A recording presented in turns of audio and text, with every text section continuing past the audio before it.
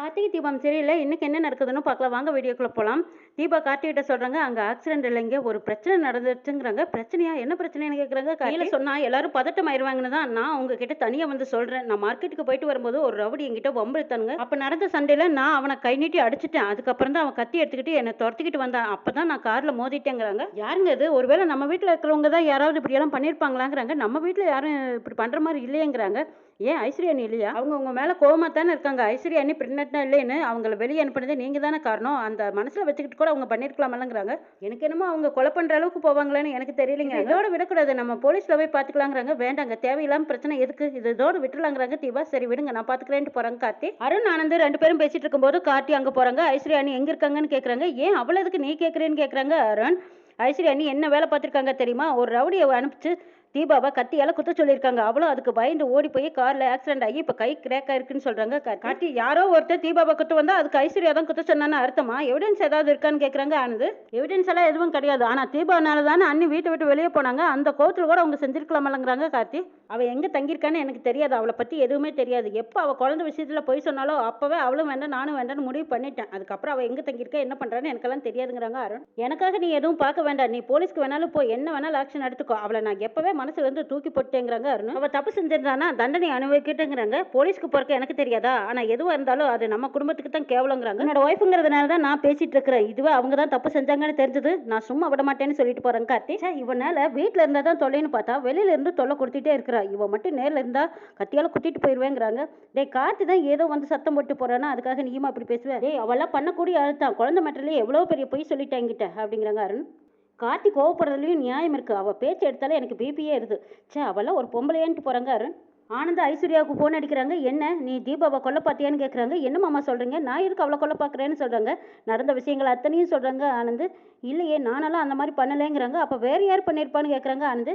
தெரியலையே மாமா. சரி நீ கவலைப்படாத, அது யாருன்னு நான் கண்டுபிடிக்கிறேங்கிறாங்க ஆனந்த். ஐஸ்வர்யாவும் யோசிக்கிறாங்க. நடக்கிறதையெல்லாம் பார்த்தா தீபாவுக்கு வெளியில எதிர்ங்க இருப்பாங்க போல இருக்கு. யாருன்னு தெரியலையே, கண்டுபிடிக்கணும்னு நினைக்கிறாங்க ஐஸ்வர்யா. ரம்யா கம்பெனி வாசல்ல எதிர்பார்த்துட்டு இருக்காங்க. அங்க வீரான்னு ஒருத்தர் வராங்க. என்ன வீரா, நான் சொன்ன மாதிரி செஞ்சுட்டியாங்கிறாங்க. தப்பு நடந்துருச்சு மேடம்ங்கிறாங்க. எது தப்பு நடந்துருச்சா, என்ன நடந்ததுன்னு கேட்குறாங்க. ரம்யா கத்தியால கொத்துறக்கு துரத்துனேன். அப்போ போய் ஒரு கார்ல மோதிட்டாங்க. ஜனங்க கூட்டிட்டாங்க. அதுக்கு மேல அங்க இருந்து ஆபத்துன்னு நினைச்சுக்கிட்டு நான் தப்பிச்சு ஓடி வந்துட்டேங்கிறாங்க. ஒரு கொலை கூட உன்னால செய்ய முடியல. இதெல்லாம் உனக்கு அசிங்கமா இல்ல? என் முன்னாடி நிக்காத, வெளியில் போக அப்படிங்கிறாங்க ரம்யா. மேடம் உங்களுக்கு மட்டும் அசிங்கம் இல்லை, இது எனக்கும் அசிங்கம் தான். எத்தனையோ பேர்த்த அடிச்சு கொலை பண்ணிருக்கா. ஆனா அந்த தீபாவை நான் விட்டுட்டேன். எனக்கே அசிங்கமா தான் இருக்குங்கிறாங்க. மேடம் தீபாவை கொள்றதுக்கு இன்னும் ஒரே ஒரு தடவை சான்ஸ் கொடுங்க, முடிச்சிடுறேங்கிறாங்க வீரா. சரி ஒரே ஒரு தடவை சான்ஸ் கொடுக்குறேன். நான் பெங்களூர் பிசினஸ் விஷயமா பேசுறதுக்காக நான் 2 நாள் போக போறேன். அந்த 2 நாளையில நான் வரும்போது தீபாவை நீ முடிச்சிடணுங்கிறாங்க. சரிங்கிறாங்க வீரா. நீங்க சந்தோஷமா போயிட்டு வாங்க மேடம். நீங்க திரும்பி வரும்போது அந்த தீபா உயிரோடவே இருக்க மாட்டான். ஓகே நீ சொன்ன மாதிரி செஞ்சிடணும். தீபா இன்னைக்கு வேணா நீ தப்பிச்சிருக்கலாம். நான் திரும்பி வரும்போது நீ உயிரோடவே இருக்க மாட்டேடி அப்படின்னு நினைச்சிட்டு ரம்யா அங்கிருந்து போறாங்க. ரம்யா அங்க நின்றுட்டு இருக்கும்போது கார்த்தி வராங்க. போன வேலை முடிஞ்சதா கார்த்திங்கிறாங்க. முடிஞ்சதும் எந்த பிரச்சனையும் இல்லைங்கிறாங்க. சரி அப்ப நீங்க போய் வேலை பாருங்கிறாங்க. பர்மிஷன் கொடுத்ததுக்கு தேங்க்ஸ் மேடம் அப்படின்னு சொல்லிட்டு வேலை பார்க்க போறாங்க. கார்த்தி ரூம்ல தனியா உட்காந்துருக்காங்க. அங்க அபிராமி சாப்பாடு எடுத்துட்டு வர்றாங்க. அத்தை நீங்க எதுக்கு மாடி ஏறி சாப்பாடு எல்லாம் எடுத்துட்டு வந்தீங்க? நானே வந்தா சாப்பிட்டுருப்பேன்லங்கிறாங்க.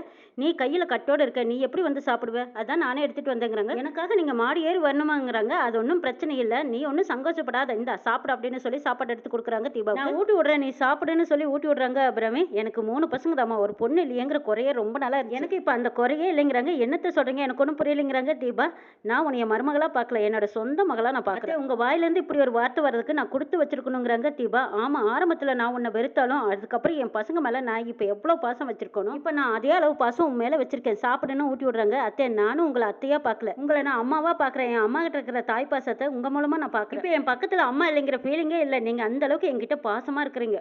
இதை நான் யாருக்காகவும் எதுக்காகவும் விட்டு கொடுக்க மாட்டேங்கிறாங்க. தீபா இதெல்லாம் நீ சொல்லித்தான் நான் தெரிஞ்சுக்கணுமா என்ன? நீ இப்போ உடம்பு சரியில்லாம இருக்க, நீ இதெல்லாம் நினைச்சு ஃபீல் பண்ணாதீங்க. நீ சாப்பிட்டதும் மாத்திரை போடணும்ல, இரு நான் மாத்திரை எடுத்து கொடுக்குறேங்கிறாங்க. அத்தை அதெல்லாம் நானே பார்த்துக்கிறேங்கிறாங்க. இங்க பாரு இப்போ தானே சொன்னேன் நீ என்னோட மகன், மகளுக்கு நான் மாத்திரை கூட எடுத்து கொடுக்கூடாதா? இரு மாத்திரை எடுத்து தரேன்னு மாத்திரை எடுத்து தராங்க அபிராமி. அப்பங்க ரம்யா உள்ள வர்றாங்க. வா அம்மா அப்படின்னு தீபா கூப்பிடுறாங்க.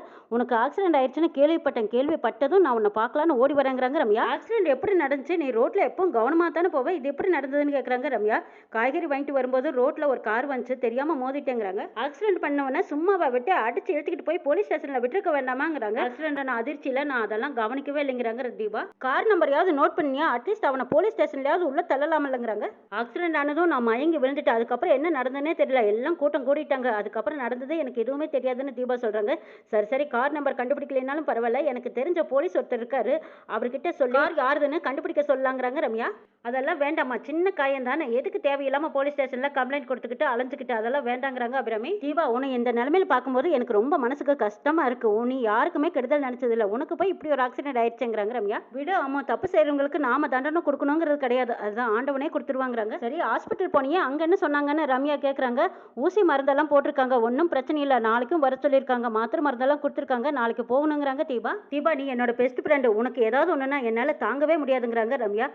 ரம்யா, தீபாவுக்கு ஒன்று நீ துடிச்சு போறப்பாரு, உன்னை நினைக்கும் போது எனக்கு ரொம்ப பெருமையா இருக்குமா. தீபாவோட நல்ல குணத்துக்கு தான் உன்ன மாதிரி ஒரு நல்ல ஃப்ரெண்டு கிடைக்க கொடுத்து வச்சிருக்கணுங்கிறாங்க அபிராமி. ரம்யா திரும்பி பார்க்குறாங்க, பெரிய சைஸ் கார்த்தியோட ஃபோட்டோவை பார்க்குறாங்க. அவர் தான் என்னோட ஹஸ்பண்ட், நீ தான் இன்னும் என் ஹஸ்பண்டை பார்க்கவே இல்லையில, அவர் இப்போ ஆஃபீஸ் போயிட்டாங்கன்னு சொல்கிறாங்க. அன்றைக்கி நீங்கள் அப்பாவை பார்க்க வந்தீங்கல்ல, காரில் ஏறும்போது நான் பார்த்தேன். சரி, உனக்கு இனிமேல் என்ன ஹெல்ப் வேணாலும் நீ என்ன கேளு, நான் எந்த நேரம் வேணாலும் உனக்கு உதவருக்கு வரேங்கிறாங்க ரம்யா. சரிங்கிறாங்க தீபா. சரி தீபா, எனக்கு கம்பெனியில் கொஞ்சம் அர்ஜென்ட் ஒர்க் இருக்குது, நான் கிளம்புறேன்னு சொல்லிட்டு ரம்யா அங்கிருந்து போகிறாங்க. அபிராமி தீபா கிட்ட சொல்கிறாங்க, இந்த அம்மா ரொம்ப நல்ல பொண்ணா இருக்கா, இந்த மாதிரி ஒரு ஃப்ரெண்ட்ஷிப் கிடைக்கிறதுக்கு கொடுத்து வச்சிருக்கணும். உங்க ரெண்டு பேருக்குள்ள எப்பவும் எந்த ஒரு விரிசலும் வந்துடாம ரெண்டு பேரும் எப்பவும் ஒற்றுமையா நல்லா இருக்கணுங்கிறாங்க. அத்தை, எங்களுக்குள்ள எந்த ஒரு விரிசலும் வராது, நாங்க ரெண்டு பேரும் எப்பவுமே ஒற்றுமையா இருப்போங்கிறாங்க. ஆபீஸ்ல மாணிக்கம் கார்த்தி எல்லாரும் வேலை பார்த்துட்டு இருக்காங்க. அங்க சாப்பாட்டுக்கு பெல் அடிச்சிடுறாங்க. தம்பி, வேலை பார்த்ததெல்லாம் போதும், வாங்க இங்க பாருங்க, சாப்பாடுக்கு பெல் அடிச்சிட்டாங்க. நீங்க இப்படி எல்லாம் வேலை பார்த்துட்டு இருந்தா மற்ற லேபர்ஸ்க்கு கெட்ட பேர் வாங்கி கொடுத்துடாதீங்க தம்பி, வாங்க போலாங்கிறாங்க. அண்ணே, ஒரு 5 நிமிஷம் இருங்க, முடிச்சுட்டு வந்துடுறேங்கிறாங்க கார்த்தி. லேட்டா போனோம்னா கேண்டீன்ல எதுவும் கிடைக்காது, அப்புறம் பச்சை தண்ணி தான் குடிச்சிட்டு வரணும். வாங்க தம்பி, வாங்க போலான்னு வற்புறுத்தி கூட்டி போறாங்க. சாப்பாடு தான் முக்கியம், வாங்க தம்பின்னு கேண்டீன் பக்கமா எல்லாரும் போறாங்க.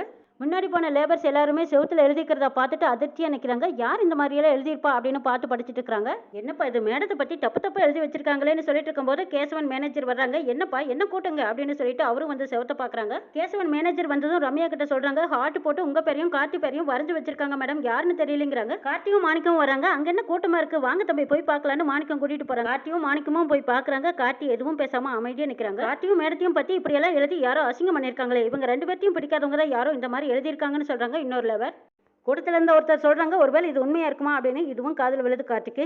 எப்பா, நான் சொல்லும் போதெல்லாம் நீ என்ன திட்டிடியே, இங்க பாத்தியா உங்க ரெண்டு பேர்த்தையும் பத்தி எப்படியெல்லாம் படம் வரைஞ்சு வச்சுட்டு போயிருக்கான் பாரு யாரோ அப்படிங்கிறாங்க மாணிக்கம். ரம்யாவும் அந்த இடத்துக்கு வராங்க. மாணிக்கம் கார்த்திகிட்ட சொல்றாங்க, தேவசேனா வராங்க, என்ன நடக்க போதோ தெரியலையே தம்பி. ரம்யா வந்ததும் ஒண்ணுமே தெரியாத மாதிரி சோத்தை பாக்குறாங்க. இந்த மாதிரி கேவலமான வேலையை பார்த்தது யாரு, மனசுல வக்ர பத்தி இருக்கிறவங்க தான் இந்த மாதிரி ஒரு வேலையை பார்த்திருப்பாங்க. சொல்லுங்க, யார் செஞ்சதுன்னு சொல்ல போறீங்களா இல்லையா? நீங்களா ஒத்துக்கிட்டா பனிஷ்மெண்ட் கம்மியா இருக்கும், நானா கண்டுபிடிச்சா தண்டனை கொடுமையா இருக்குங்கிறாங்க ரம்யா. மேடம், நான் செய்யல மேடம், எல்லாருமே நான் செய்யலன்னு சொல்றாங்க. அதுல ஒருத்தர் சொல்றாங்க, மேடம் எங்க எல்லாத்துக்கும் நீங்க தான் படி இழக்கிறீங்க, உங்களையே நாங்க தப்பா எழுதி வைப்போமா மேடம், நாங்க இப்படி செய்வோமா, நினைச்சு பாருங்க மேடம், எனக்கு எல்லாமே என் குடும்பம் தான், என் குடும்பத்து மேல சத்தியமா சொல்றேன், நான்லாம் செய்யல மேடம்ங்கிறாங்க. அதுல ஒருத்தர்.